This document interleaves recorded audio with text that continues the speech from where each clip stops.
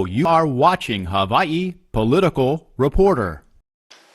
Our featured speaker today is Dr. Keli'i Akina, who is the newly appointed CEO of the Grassroot Institute. William Keli'i Akina is a recognized scholar, educator, public policy spokesperson, and community leader. He is a political philosopher with degrees in both Eastern and Western philosophy from Northwestern University and University of Hawaii. Dr. Akina has published in leading peer-reviewed academic journals and has long pursued the vision of influencing society with the principles of individual liberty, free markets, and limited accountable government. Since retiring in 2011 as President Emeritus of Youth for Christ Hawaii and the Center for Tomorrow's Leaders, Akina has taught at universities in Asia and Hawaii and has led a team of consulting academics in Beijing through the East-West Leadership Ethics LLC. He's focused on developing solutions in the areas of human rights, liberty, and business ethics. He's also become active as a spokesperson for issues that affect freedom and the quality of life in Hawaii. Dr. Akina has been a visiting scholar at Peking University in Beijing and teaches as an adjunct faculty member at the University of Hawaii, Manoa, and at Hawaii Pacific University. These are Hawaii's largest public and private universities. As a part Native Hawaiian, a Kamehameha School's alumnus, and a practitioner of Hawaiian cultural arts, he was mentored and trained as a chanter by the late Winona Beamer.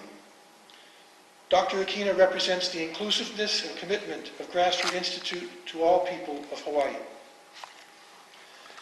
In 2012, Dr. Akina garnered 37,800 votes as a statewide bid for public office as trustee of the Office of Hawaiian Affairs. On March 20, 2013, Dr. Akina was named President and CEO of Grassroot Institute of Hawaii, succeeding the chairman and founder, Richard Rowland. Dr. Akina, we're honored to have you. Hana Kākou, aloha. Aye, my Keli'i, very good. Everyone, thank you so much for inviting me to come today. I'm tremendously honored to at the Conservative Forum and on the beautiful Big Island. I also want to say aloha to Ed Gutling for all of your organizational efforts, and Walter Moy for leading this organization, and as well to all of you who are members, and I think there may be some visitors as well, distinguished visitors, and I feel so honored. I feel as though I am in the midst of kupuna, each and every one of you, and I don't merely mean gray hair, I mean the wisdom and the aloha in your heart. And so I'm a little bit humbled now because I should not be the one teaching. I want you to know that I want to be the one learning. But they told me I had to come up here and talk, so I better be obedient. But, you know, by banding together and making sure that you're well informed and taking a part in making Hawaii a better place, all of you are doing something great. And you may not agree with each other, but that's the beauty of Hawaii. We may not always agree, but so long as we can come together, ho'oponopono, work out our differences, we can proceed with the aloha spirit. And my heart resonates with the vision of Conservative Forum, which isn't to be left or right, to be Republican or Democrat or Libertarian or Green Party or anything else like that. It is to restore, as your website says, the sovereignty of the individual, that each man and woman can determine who she is, who he is. Well, you've welcomed me with great hospitality, and I'm honored by that greatly. And so, would you indulge me a moment?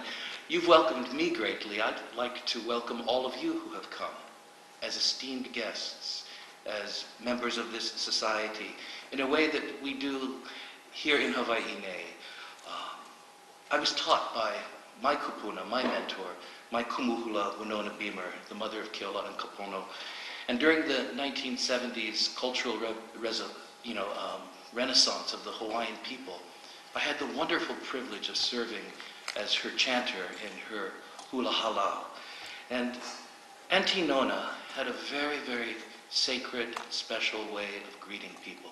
She told me to always mind my manners and always to greet and to say, aloha using the oli aloha. You know the oli aloha, the one that has been guarded by the Beamer family.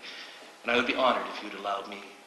Because the oli aloha says, I open my arms, I open my heart to you.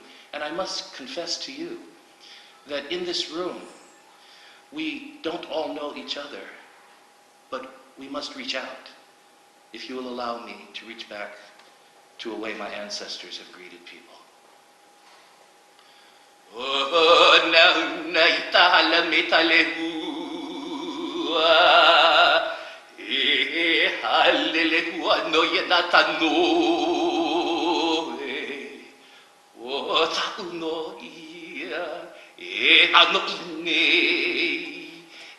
Ali ane ho'i o tahiti mai. Ahiti mai no oto, ahiti puno me te aloha, aloha e, aloha e, aloha e, aloha.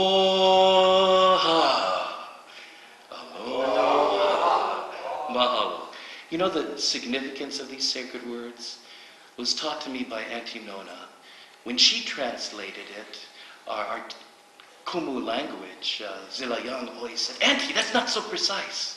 But in her heart, I can remember the gentle lilt when she spoke of kahiki mai, tahiti mai, which means far away. Not just the nation, but she said the words of this chant in the end meant, it matters not from where you come, whether near or far. For we have all come here from a far place, and we are gathered together. You know, for Auntie Nona, that was the definition of what it meant to be Hawaiian. She had felt that no matter who you are, no matter from where you come, whether you had come last week, whether you had come last year, 100 years ago, 500 years ago, we have all come from somewhere else. And what unites us is we choose to be here together. We choose to live together. She taught me that the basis of our aloha is that we are united. We are inclusive and not exclusive. You know, the last time I saw my Auntie Nona alive was right here on this island. My wife and I were visiting her when she was living alone in her little house near Kamuela. And when I came in and sat down and we shared with one another, kuka, and we had a wonderful meal together, she stood up, and I remember vividly, she walked across the room, a little bit frail, and picked up a wooden guitar, an old, rickety kind of wooden guitar, and she put it into my hands, and she asked me to sing for her with the guitar a version of the Oli Aloha, which I just chanted, that she had before asked me to render in a modern song style. She loved to hear that and wanted me to sing it. But what amazed me was the story she told me about the guitar.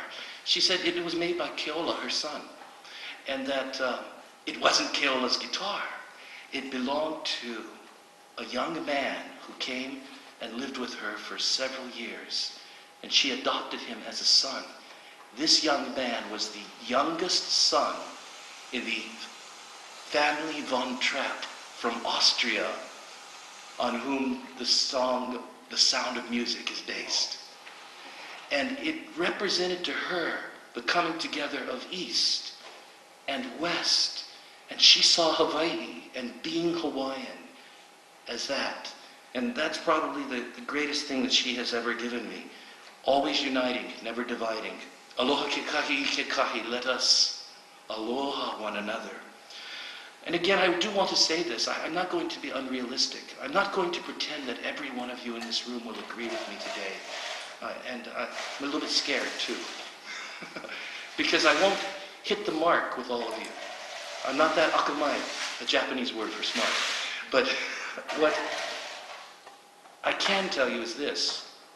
Whether we agree or disagree, we can aloha one another. My remarks today are entitled, Hana Kākou, let's work together. The advancement of Native Hawaiians and all people of Hawaii. And that is really what is on my heart. Whether we are Hawaiian by blood and proud of that, indeed, or whether we are Hawaiian at heart, we are people together in the middle of the Pacific, in the most isolated island archipelago on the planet. And there can be no true advancement of any one people unless there is the advancement of all people. And there can be no true advancement of any of us unless there is aloha. Because aloha is a love that practices uniquely many values. It ties everything of Hawaii together, such as ho'okipa, the value of hospitality or completely giving, even to strangers. Or ohana, the value of family, even when you reach out beyond your blood family, and hanai, any child, anyone who is there in need. That is very Hawaiian. Or lo kahi, the value of teamwork. No matter what we're doing, we're going to do it together. Or kākou, the value of togetherness, preserving the unity of all. Or ha'aha'a, the value of humility. One I had to learn the hard way. Never considering oneself, or one's race, or one's club, or one's family better than anyone else. Or ho'ohanohano, the value of showing honor and respect to others. And I want you to know how much I hold all of you in high esteem for coming here today and honoring me by listening. Thus, at Grassroot Institute of Hawaii, we promote a Hana Kākou, let's work together, combining the core of Hawaiian values. And we're therefore committed to uniting all of Hawaii's people to work for a better economy, a better government, a better society. Now, you may be surprised that as the head of a public policy think tank, I'm talking so much about aloha, because I'm supposed to deal with hard economic and governmental reality. I'm supposed to produce research reports. I'm supposed to be dealing with the legislature and bringing together lawyers and PhDs and researchers from across the world. But the reason I go to aloha is because the decline of aloha is the greatest threat facing the advancement of all people, whether Native Hawaiian or not. The decline of aloha, wouldn't you agree, is the greatest threat that we face. And the greatest threat to aloha today, and forgive me if you may not agree, but kindly hear me out and we can talk. I feel that one of the great threats to aloha today is the effort to divide society upon racial lines, and also to relegate or subjugate Native Hawaiian people to the status of merely tribe members under a tribal government. That threat began as an attempt to pass through Congress of the United States what has come to be known as the Akaka Bill. But before commenting upon this, I do want to say something from the bottom of my heart. To clarify one thing, the man who introduced the Akaka Bill, our beloved Honorable Senator Daniel Inouye, is a great man, and I know personally that he did so out of a heart of aloha for the advancement of the Hawaiian people. There's no question in my mind. But therefore, my comments are not about him. My comments are about a part, a little piece that happens in government legislation, a part of the Akaka Bill that has taken on almost a life of its own.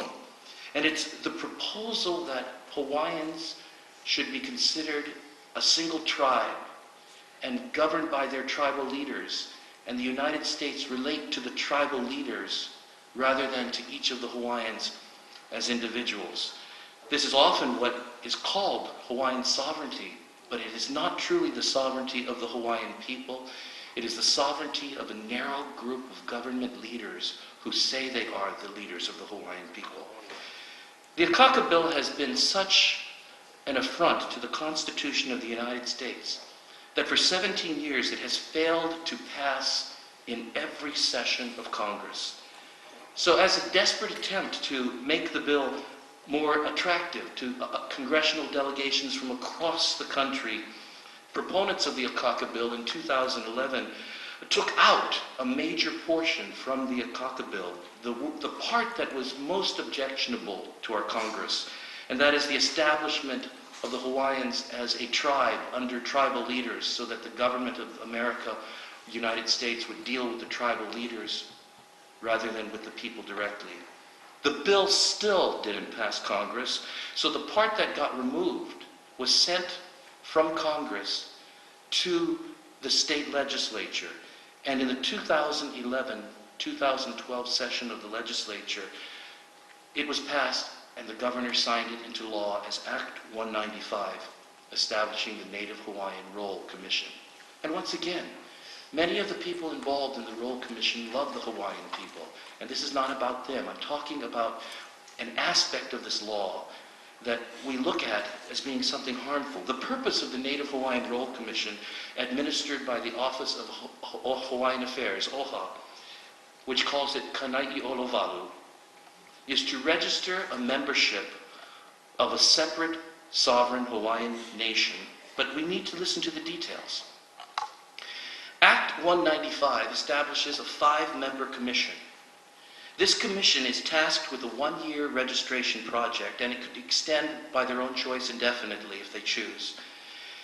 And in this enrollment, individuals are recruited who meet at least 2 criteria. The first criteria is that they possess Native Hawaiian blood as descendants of Hawaiians from before the time of Captain Cook. That's the first rule. The second criteria is that the individuals meet a litmus test of being, quote, culturally connected to the Native Hawaiian movement. But the law doesn't say what that means. It lets the 5 commissioners determine what that means according to their own choice. So while on the surface, advocates of Act 195 claim that it exists for the advancement of the Native Hawaiian people, the very essence of the law can never advance Hawaiians because it violates the fundamental value of what being Hawaiian is all about, the spirit of aloha and the inclusion of all people who come to this place. In fact, the criteria of Act 195 that excludes people makes it very un-Hawaiian. The oldest of cultural records that we have of Hawaiian thought, Hawaiian mana'o, Hawaiian philosophy, demonstrate that Hawaiians in the ancient times did not define themselves by blood. The Kumulipo chant of creation speaks of all humanity as rising from the Aina, the earth. In other words, all human beings are Keikioka children of the land, according to our most ancient genealogical chant, Ke Kumulipo. You know, this was well understood by the monarchs from the first King Kamehameha, Kamehameha Nui, to Queen Liliuokalani. King Kamehameha, after uniting all of the Hawaiian chain, appointed a most trusted friend to be the governor of this, the big island, Kamokunui, in his place, someone he could trust absolutely. The man's name was Keoni Olohana. He served with Kamehameha, having fierce loyalty to his king, and he was rewarded with the rank of Ali'i. His descendants are royalty, and with them he is today buried in Mauna Ala, the royal mausoleum in Nu'uanu, not far from where I live, as a royal Ali'i. The fact that Keoni Olohana did not have an ounce of Native Hawaiian blood made no difference to King Kamehameha I. In fact, both of Keoni Olohana's parents were British citizens. What made the difference to Kamehameha is that this was a man who believed in aloha and the values of the Hawaiian people and could be trusted. And thus he saw him as a Hawaiian. If Keoni Olohana, whose original name was John Young, were alive today, even despite King Kamehameha's endorsement of him, he would be stripped of his citizenship by the Native Hawaiian Roll established by Act 195 because he does not meet that criterion that they have set up. I don't say this to criticize them. I say this to point out that this instrument of government is not accomplishing what we intended to accomplish. It doesn't advance the Hawaiian people because it doesn't build itself upon aloha. Now, Kamehameha I's practice was not the exception to the rule, but the essence of what Hawaii stood for. During the reign of Kamehameha III, The Hawaiian Constitution of 1840 was established. Now, this remarkable document brought together in one single instrument the essence of two separate documents on which it is based, the Declaration of Independence and the Constitution of the United States. The Declaration of Independence furnishes the basic philosophy and purpose for the United States. The Constitution establishes the mechanics of the checks and balances, the structure of government. These are two separate documents. Let me quote to you the words you know on your heart from the Declaration of Independence. We hold these truths to be self-evident, that all men, meaning all human beings, are created equal, that they are endowed by their Creator with certain unalienable rights, that among these are life, liberty, and the pursuit of happiness. It is one of the most noble statements of all history. Then the Constitution, the other document, goes on and establishes a government in which there are checks and balances, and the Bill of Rights ensuring enumerated rights for all citizens.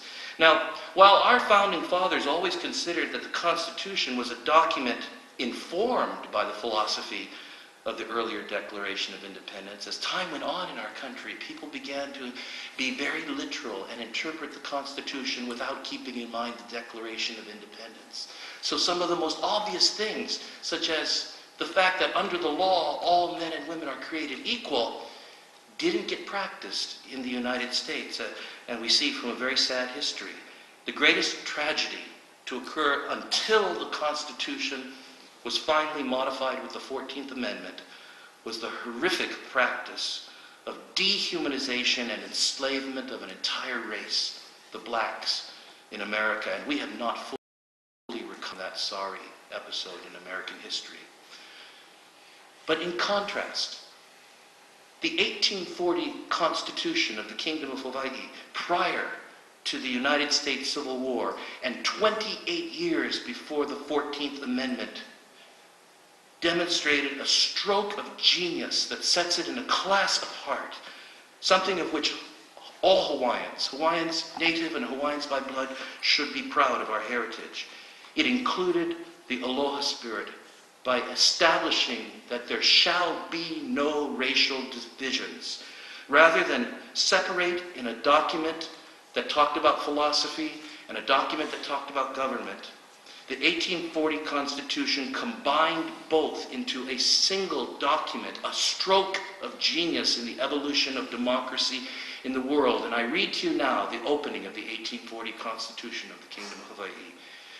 God hath made of one blood. God hath made of one blood all nations of men to dwell on the earth.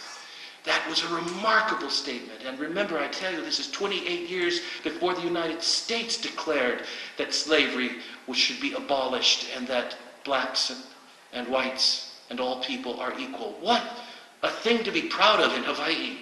What a thing not to let go of. The claim that God had made of one blood all nations of men to dwell on the earth in unity and blessedness. It goes on. God has also bestowed certain rights. So it brings right into that statement the Bill of Rights. Alike on all men and all chiefs and all people and all lands. And those of you who knew the case system under the kapu system, where the ali'i was at top and the maka'ainana are at the bottom, understand that this statement in the 1840 Constitution said that all men and women are equal, whether they are of one blood or another blood, they are of one blood, and whether they are of one social caste or another, they are all equal. What a genius thing. What a truly Hawaiian thing. Because of this remarkable statement that blood does not define who we are as a people, nor does blood divide who we are, Hawaiian society continued in the 19th century to embrace men and women of all ethnic backgrounds. At the time of the 1893 loss of the Hawaiian kingdom by Queen Liliuokalani, who had extended Hawaiian citizenship to people regardless of race, Hawaii boasted one of the most diverse multi-ethnic citizenry anywhere. Thus, the idea of a separate race-based nation is a very un-Hawaiian idea. It can never lead to the advancement or empowerment of Native Hawaiians because it separates us from the fundamental value of our culture, the practice of the spirit of aloha, the recognition that all human beings are of one blood. Now, please consider a second reason that the Act 195 Native Hawaiian Roll Commission Act, Kana'i'olowalu, for a movement for a race-based Hawaiian nation, really works against the advancement of Hawaiians. That's because when we look at what's written in that law, it's based upon the tribalism laws that set apart Native American Indians so that they would go to the worst parts of the land and they would be not treated as American citizens, but that they would be treated as tribal members under their tribal government. Sad to say, that was the language used by the technicians, not by the dear Daniel Akaka, but by those who wrote the legislation under him to craft the Akaka Bill, and that is what is now in Act 195. In fact, a fundamental purpose of Act 195 is to establish a new political order. To see this for yourself, simply go to the websites of the Office of Hawaiian Affairs or the Native Hawaiian Roll Commission and read the registration form to sign up for the Native Hawaiian Roll. I mentioned earlier, Act 195 authorizes the Native Hawaiian Roll Commission to set up the litmus test or the criterion to decide who is and is not allowed to be considered a Hawaiian in this role. The application form states what that criterion is. Let me read it to you word for word. I affirm. You have to swear this oath. You have to believe this to sign up. You have to sign your name. I affirm the unrelinquished sovereignty of the Native Hawaiian people and my intent to participate in the process of self-governance. Now, the first part of this declaration stands in contrast to the oath sworn by new immigrant citizens of the United States at every citizenship ceremony, in which they must renounce allegiance to any sovereign nation other than that of the one they have come to love, the United States. And that's the basis on which they enter into this commonality in which we all can say with pride we are United States citizens, and that we affirm with each other the laws of this land, the Constitution of the United States, and impart to each other the rights. The second part of this declaration, a pledge to participate in the process of self-governance, sounds nice, but it doesn't refer to personal self-governance or autonomy of the self. It refers to the political sovereignty of an entity other than the United States of America. Many Hawaiians have fought for our nation and died, such as my own father, who is buried at the Veterans Cemetery. We know what it is to work hard in this nation. We know what it is to defend the nation. We are some of the most patriotic of Americans. And this act calls for the recognition of a separate sovereignty from the United States. In essence, what Hawaiians who sign up for the Native Hawaiian Roll, Kana'i'olowalu, are doing, and many of them I know do not necessarily know this, they do it in goodwill, is that they allow a layer of tribal government leadership to come between them and the Bill of Rights.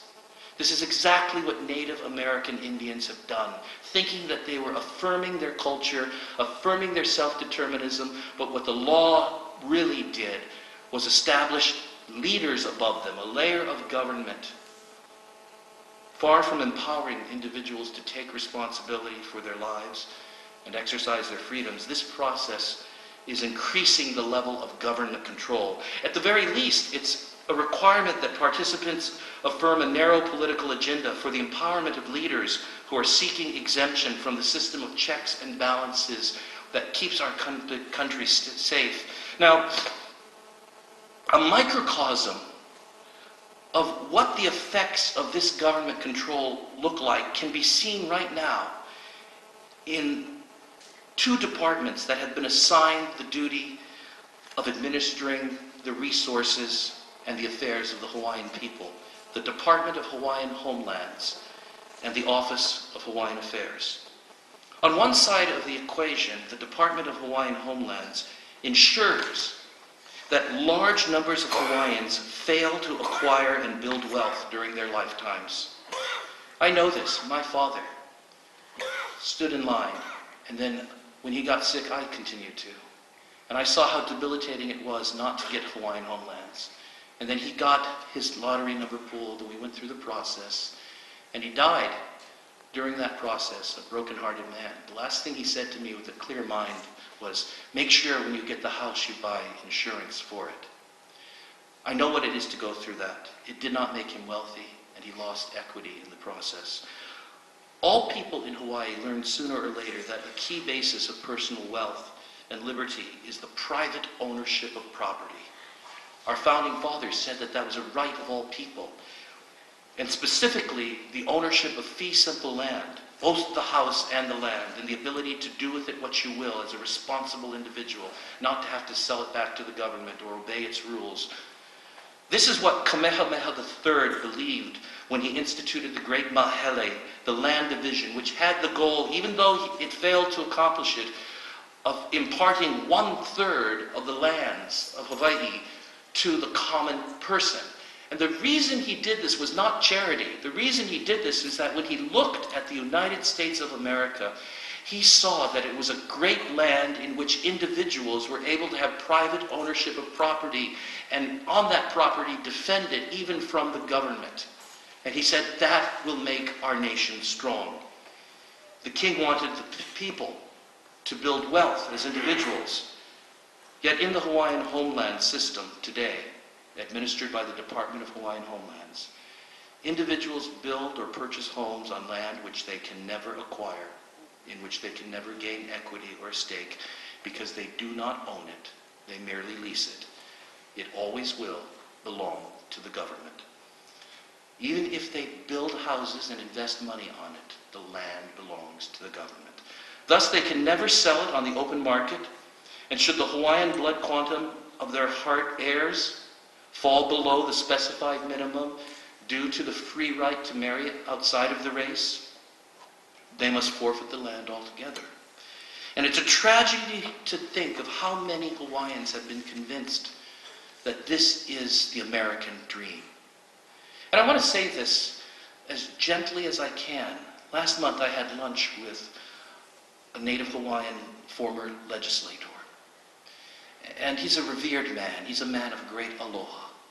And I told him about this. And I said, can't we do something to empower Native Hawaiians who live on homestead land, at least to earn and buy their fee so they can have a basis for wealth? And this is what he said to me.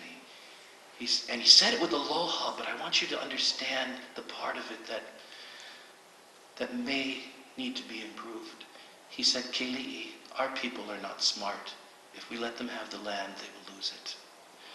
And I thought, yes, there's aloha. He wants to be a father, a parent. But you, all of you who raise your children, know that you cannot raise them to be dependent on you taking care of them paternalistically. And sadly, that view of our people is one that does not show respect.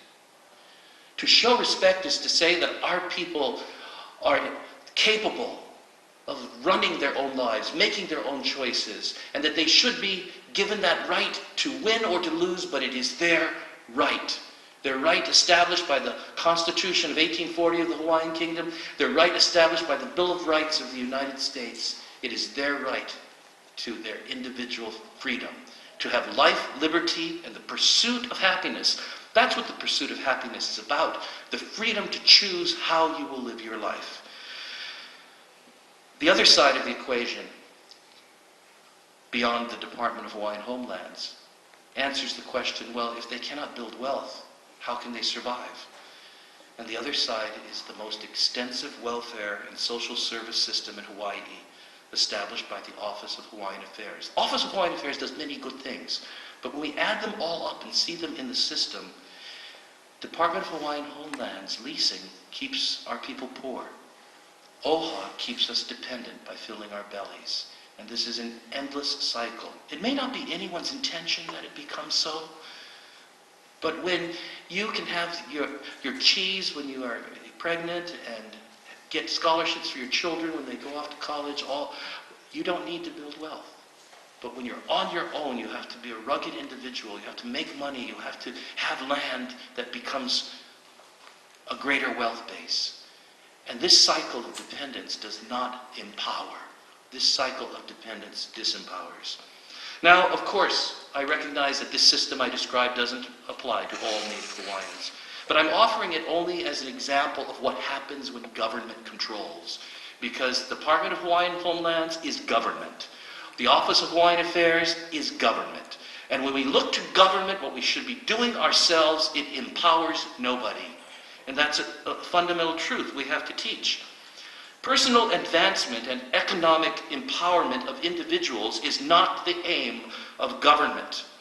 Government structures alternately seek power and the perpetuation of their own power. Any power government has, even to do good, comes by taking it from the people.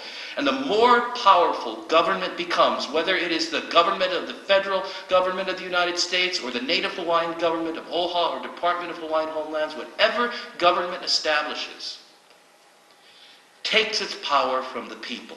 And the more powerful a Native Hawaiian government administration is, the less powerful individual Native Hawaiians can be as individuals. Now, one may object and say that government being created by the Native Hawaiian Roll Commission will be generous, will be wise, will be kind, will be selfless, and look out for the interests of the ordinary Native Hawaiian. Well, there's an easy way to test whether that's true. The Native Hawaiian Roll Commission is being administered by the Office of Hawaiian Affairs. And the trustees of the Office of Hawaiian Affairs have publicly stated that their purpose is the establishment of a Native Hawaiian sovereign entity, what we have in Act 195. They've spent millions of untold millions of dollars pursuing the Akaka Bill on the federal level. How well will OHA watch out for the interests of individual Native Hawaiians is indicated by how well OHA has held the Department of Hawaiian Homelands accountable, or even been an advocate, or even been a watchdog of what's going on. In 3 groundbreaking articles during the month of May 2013, this wasn't news, but it became public, the Honolulu Star-Advertiser exposed the Department of Hawaiian Homelands for tremendous levels of corruption, graft, and diversion of resources from Hawaiians who are not getting those resources, and many times are being given to people totally unqualified simply because they had relationships with power brokers in the Department of Hawaiian Homelands. I won't go into details because it's all written up, and I encourage you to read it in last month's 3 parts of the Honolulu Star-Advertiser, along with the state auditor's report. And you will see almost daily now reports coming out as to what is really going on, things many of us have known. While it's unconscionable that OHA, the very organization established for the advancement of Native Hawaiian people, has allowed the Department of Hawaiian Homeland scandal to take place for decades without saying anything, without advocating or intervening, what's more frightening is that very same OHA is in charge of the Native Hawaiian Roll. That's the frightening thing. And during the same legislative session in which the Native Hawaiian Roll, Act 195, was passed by our legislature, OHA was also awarded 30 acres of prime waterfront land in Kaka'ako, making it one of the biggest business brokers in the center of Honolulu. Every major development issue in Honolulu has to go through them and their ability to object. This is right down next to downtown Honolulu. Now, they've since leveraged part of the wealth of this property into business deals for the acquisition of many other land parcels on multiple islands. The Kaka'ako transaction is now regarded as a precedent for the future transfer from the state of Hawaii to OHA of what is known as the ceded lands, 1.8 million, close to 2 million acres, and it will go to that administration. The establishment of the Native Hawaiian Roll, if successful in gaining federal recognition, could be the key to amassing unparalleled financial and real estate resources in the Office of Hawaiian Affairs, as they exist almost exempt from state law. Now, the fundamental question for all citizens of Hawaii, including Native Hawaiians, should be at this: who holds the OHA trustees accountable? Since its establishment by the State Constitutional Convention in 1978, OHA has enjoyed a somewhat quasi-autonomous status. While the governor can appoint a trustee of his choice to fill an unexpected vacancy on the OHA board, the operations of OHA are not directly accountable to the governor nor to the legislature. So who holds OHA accountable? We'll return to that question before I close today. But let me add one more dimension to the problem of creating another layer of government over Hawaiians. If the purpose of administering the Native Hawaiian Roll is to attract large numbers of Hawaiians so that they may be served as beneficiaries, then we may ask, how sincerely and how effectively has the Roll Commission carried out its task? After nearly a year of efforts to enroll a registry of Native Hawaiians willing to constitute a separate race-based sovereign nation run by a government entity, the Office of Hawaiian Affairs and the Native Hawaiian Roll Commission claim, as of March 2013, a mere 9,300 signatures. There are more Hawaiians on the Kamehameha campus than that. Their stated goal by this time was 200,000, and the global population of Native and part Native Hawaiians, according to the 2010 U.S. Census, is 527,000. Out of 527,000, 9,300 have signed up. Despite the fanciest websites, despite the most expensive offices, and a budget of somewhere between $4 and $6 million, not to mention other funds collaborated from other Hawaiian organizations, 9,300 out of 500,000 have signed up. You could have just given away $100 bills and had a bigger sign-up than that. Now, some believe that the lack of support by Hawaiians for the roll is a strong indicator that the leadership of OHA and Department of Hawaiian Homelands, and the Native Hawaiian Roll Commission are out of touch, and that most Hawaiians have no desire to affirm an unrelinquished sovereignty from the past, preferring their rights and status as citizens under the Constitution of the United States. But yes, and yet there may be another explanation that is true of many Native American Indian tribal organizations that are not concerned with increasing their numbers, not concerned with gaining members, and actually want to lose members, because they have to care for everybody that they're responsible for and enlisted in their nation, and they have to split up the wealth to them. Tribal leaders who control the land of the tribe often have access to wealth and power, while their tribal members live in abject poverty. We see this across the nation.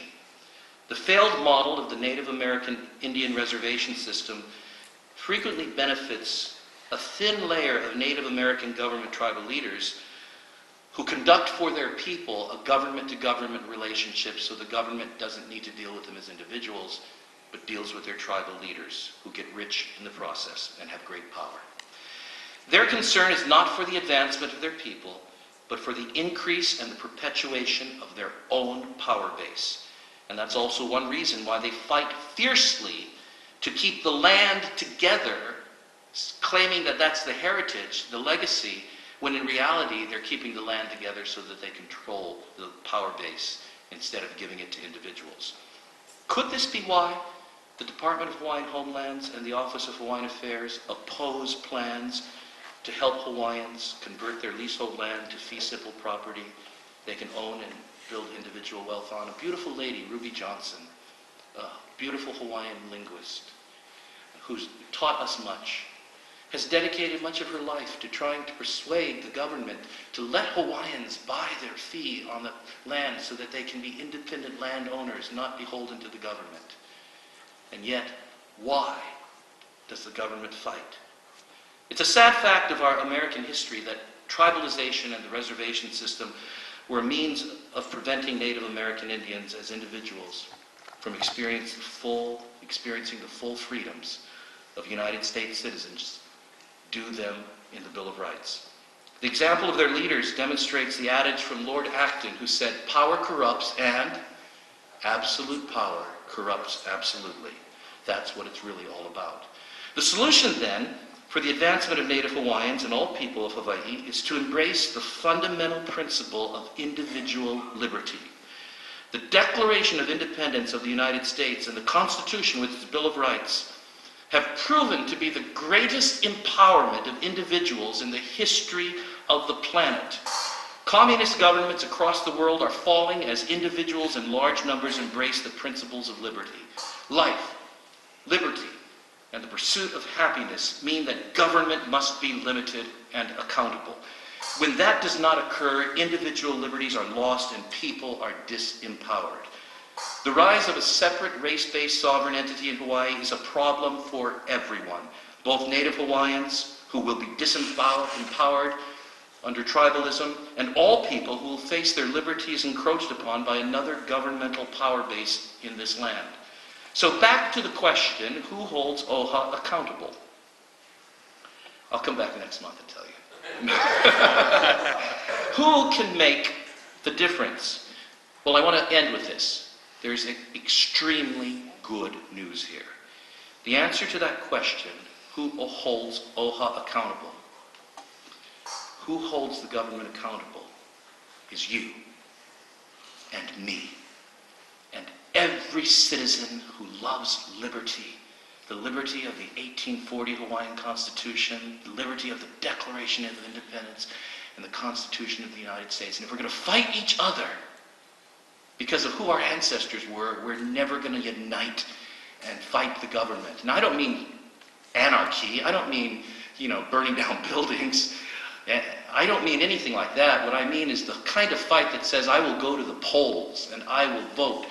We will raise up our children so that they will go into the political system. We will inform ourselves of the issues so that there are good candidates. And it doesn't matter what party. All that matters is that good people rise to the occasion. If the freedom-loving people of Hawaii County, on this island, in this county alone, will rise up, you have an incredible opportunity. For you on Hawaii Island, 2014 is especially promising because you will be able to vote for a Hawaii County trustee in the Office of Hawaiian Affairs, and for the first time there will be a primary. And do you know what that means?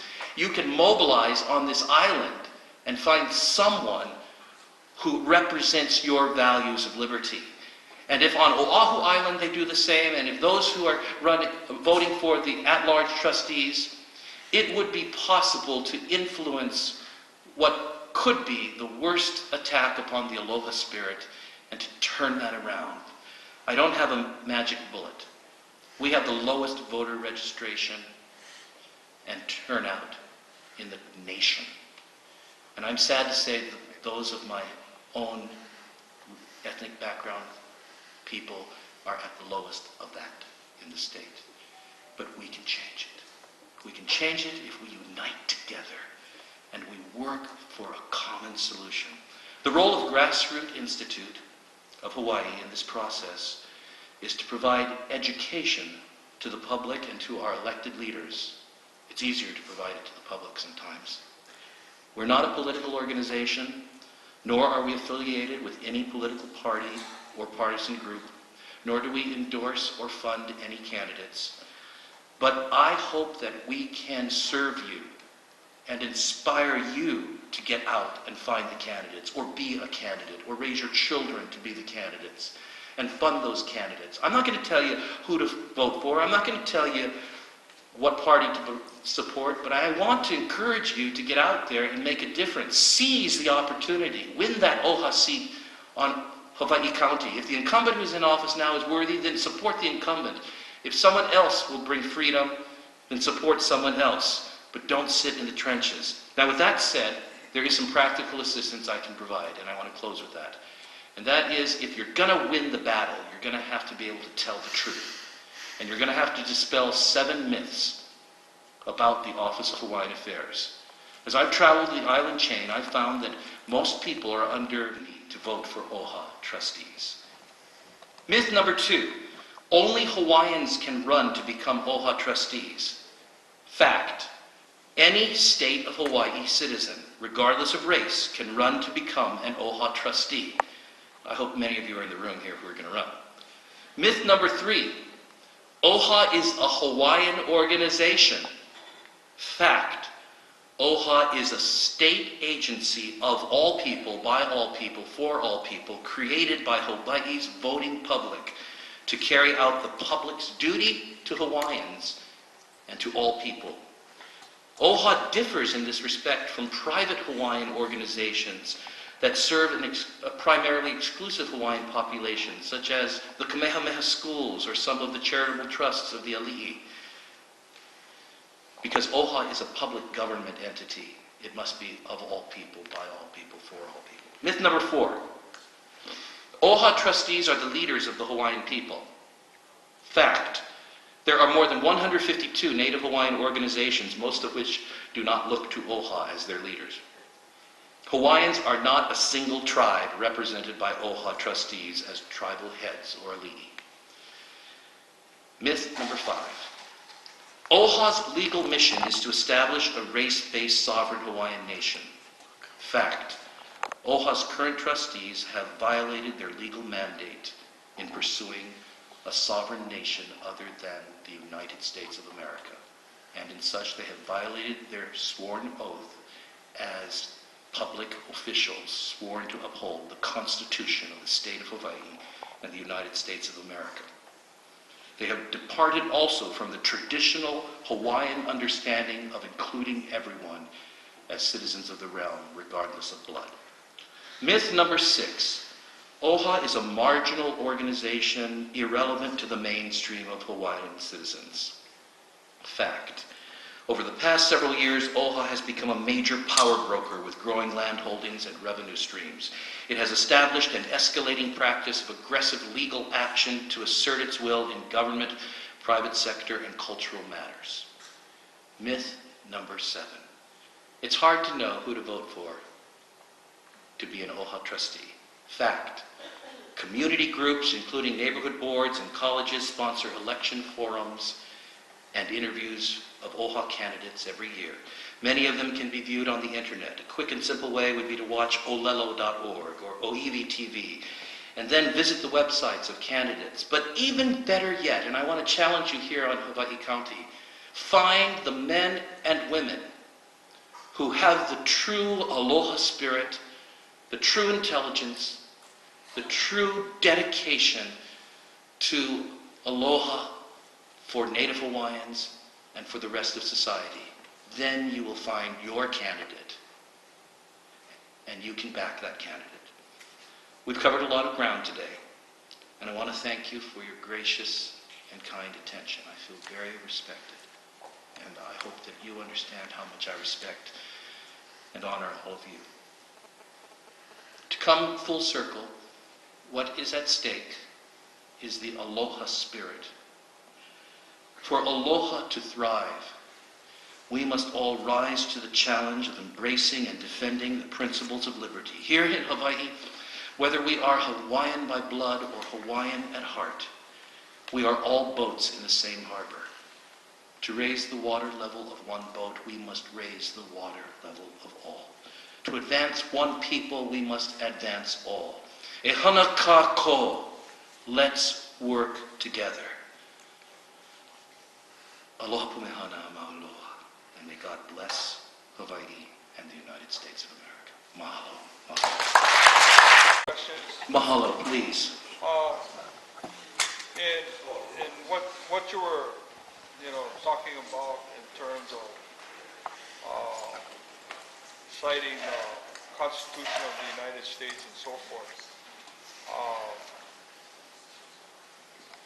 at the time of the overthrow, there was no treaty of annexation.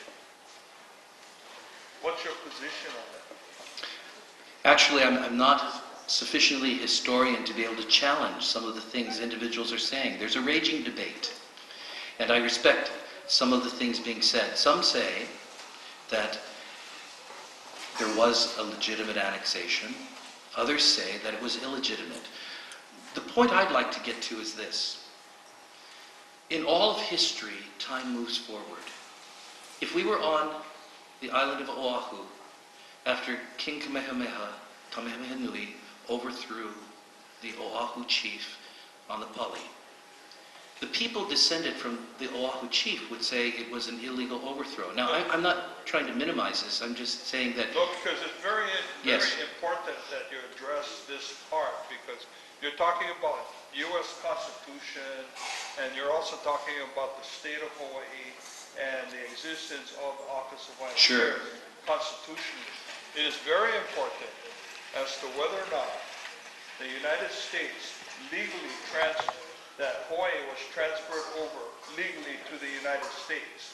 It is very important that you would need to know this, whether or not there was a legal transfer of the Hawaiian Kingdom over to the United States. Thank you. I respect your point, and I hope you can understand what I'm about to share. The land on which we stand is sovereign United States territory, regardless of whether in 1893 or 1898 the actions were legal or illegal. And the reason for this is that every advancement of any kingdom at all will always have a story to tell. There are many, take civil rights for example. Have we treated blacks? Have we treated Japanese? Have we treated people correctly? Have we been wrong in the way we did that? Yes, but does that challenge the fact that today blacks and Japanese and Hawaiians and Caucasians live here and must work together? So in all humility, I will say, I'm not the expert to answer that, and I hope scholars will debate that, but I will say this: we are here and now, and this was not just my position. It was the position that each of our monarchs, our li'i, took. Kamehameha III dealt with that. Liliuokalani dealt with that, because in their own times, there were questions about whether their throne was legitimate. And individuals raised the same question. If they got there in an illegitimate way, does it make them forever illegitimate?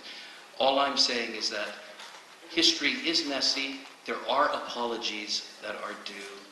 There is humility that is needed. There are rights that need to be corrected. But it doesn't change the way, the reality of who we are. I thank you for your question. Yes, sir. Yes. I have several questions. Number one, how insulting it is for Kanaka Maoris to sit here that you pledge allegiance to the United States before you pledge allegiance to Hawaii. This is Hawaii. Ua mau ke ea o ka aina I ka pono. And then, another thing, what do you know of, I want your manao on Article 29 of Public Law 103-150. I have to plead that you know Let far me more. share Yes. with you. It states, whereas the indigenous Native Hawaiians never directly relinquished their inherent sovereignty and national lands to the United States of America, to the monarchy, plebiscite, or referendum. See, we talk about confusing people. You talk about, Colonel was up here earlier, he's talking about confusion up and down. That's worse. We, Kanaka Maoris, move forward 1/16th of an inch. That's progress. This way we can go miles, Yes. but 1/16th of an inch. And yet we have people like you and all these others come in here and say that this is the United States. Have you read that Admission Act? Yes, I have. The 1959 Admission Act The for the Admission state Act, of yes. Hawaii. Yes. What does it say about Hawaii being the 50th state? Well, it sets the criterion by which the state That's of right. Hawaii It can states become. in paragraph 3 that you will find the proclamation of the governor of the territory of Hawaii after he has his senators and representatives elected. He will notify the President of the United States. You will find the act in section 1 of that article. Thank you. There is no section 1. It starts off with section 2. Thank you. Weapons of mass destruction, like Iraqi. We say we're going to Iraq, no weapons of mass destruction. See, U.S. speaks like this. They speak with forked tongue, but they come here and they try to control. Control the people. I never heard one speaker mention Kanaka Maoli. Aboriginal. I am an elected noble. At this time, I'd like to recognize people from our government. We have a government. We are the government of Hawaii. The reinstated lawful Hawaiian government. Mr. Gary Hoppel is our island organizer, just like the governor. You look at that boy. He's haole as haole can be, but he's white. He's Hawaiian. Gary's heart is Hawaii. Kanaka Maoli. We represent the Kanaka Maolis. We got the tongue.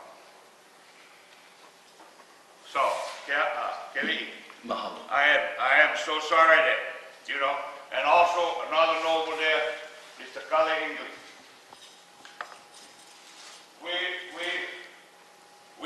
We don't separate the people. All you gotta do is have allegiance to the lawful Hawaiian government. That's the key word. Lawful Hawaiian government. Lilio Klani says, reinstate me after all facts and figures are found. It was found December 18, 1893. Grover Cleveland and Lilio Klani agreed. There is, Keli'i, there is no annexation. So here we're walking around like zombies thinking that this is the United States of America. I got 30 years in the United States Marine Corps. I'm a retired sergeant major. I'm no pushover. I bled already. I bled for the United States, came home, and I was insulted, just like I was insulted today. The Pledge of Allegiance, you notice we didn't stand. Had you pledged allegiance to Hawaii first, would have stood, continue standing when you pledged allegiance to the United States. Lessons learned. Walter, put this in your minutes. Mahalo, Thank you. Senator. Thank you for sharing your knowledge. Yeah. You have every right to share that. The gentleman back here. The reason why the United States has all this confusion in its history is because they're not only using the U.S. Constitution, but they're using Northwest Ordinance of 1787, which most people refer to it as the Monroe Doctrine. It was applied to his kingdom in 1887 with the Bannock Constitution and Reciprocity Treaty. Once they stationed the Navy at Pearl Harbor or Pearl River, the United States actually took over. And it was downhill ever since. And it's still here with a illegitimate treaty, which you cannot station their military in a foreign country. But it's a Monroe Doctrine that they need to get rid of because it's running simultaneously with the Constitution and inconsistent or contradictory. That's how they gone global, and that's what the flag there represents. 50 stars, 13 stripes. There's something wrong with that flag right there. So Thank you. remember the Monroe Doctrine. Mahalo. Thank you, sir, for your comment. And we have time for at least one gentleman. Yeah, I wanted to comment that your point of view about governments being, accumulating power and getting stronger, and basically the selfish nature of people in authority. And yet, those are the same people that took over the Hawaiian Islands. They were not us. It was not the Hawaiian people. In fact, the decision to make Hawaii part of the United States did not take place in Hawaii, but took place in your country.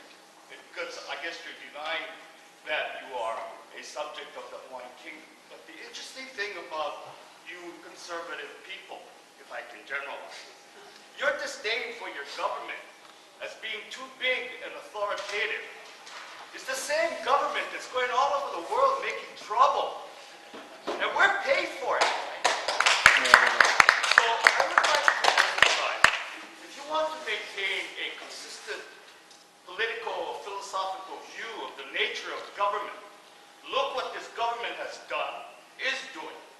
And don't tell us that we should make them smaller when their size has created all this problem, and it's the very thing that you're referring to. So we have a problem here. This is the Kingdom of Hawaii. It is not the United States. And you cannot show me any document that says that this is part of the United States.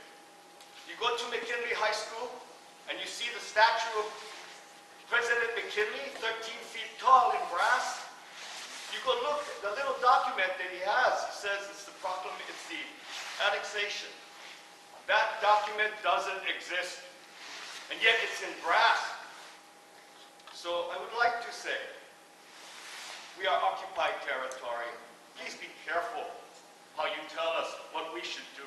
And these entities that you find offensive, like OHA or the DHSL, are pretty much implements and instruments, tools of the government that you're complaining about that oppresses us all.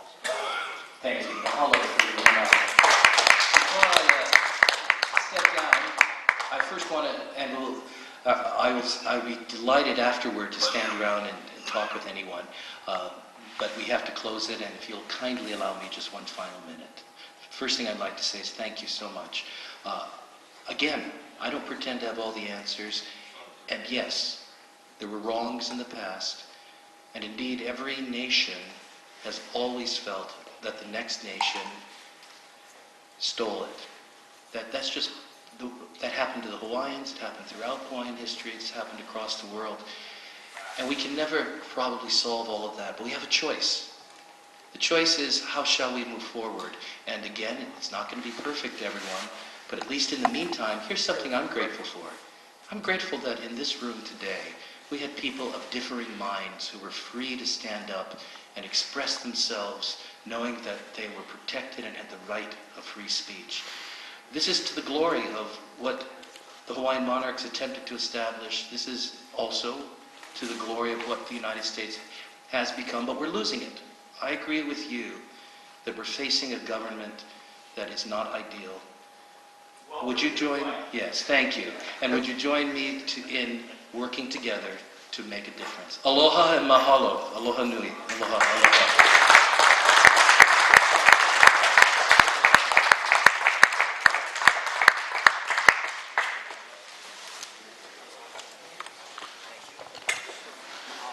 Again, let me thank you, especially the Hawaiian contingency and Sam over there, who just met the other day at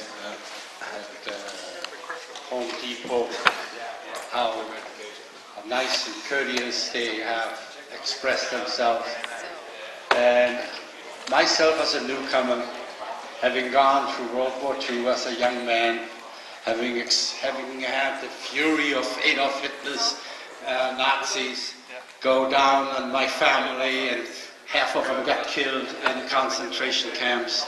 And I have been objecting to the numbers that were tattooed on many, many people and who got killed. And I am objecting to basically, you know, that we always identify people to be special or not worthy, or they got to be put over there. I like to be a Hawaiian, and I'm only asking, can you take me into your family?